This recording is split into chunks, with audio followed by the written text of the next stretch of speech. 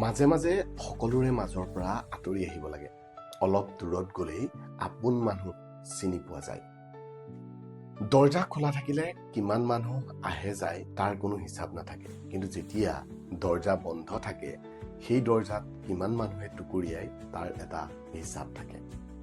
আপোনাৰ হাঁহিৰ লগত হাঁহিব এনে মানুহৰ অভাৱ নাই, আৰু আপোনাৰ কান্দোনৰ লগত কান্দিব এনে মানুহৰো অভাৱ নাই।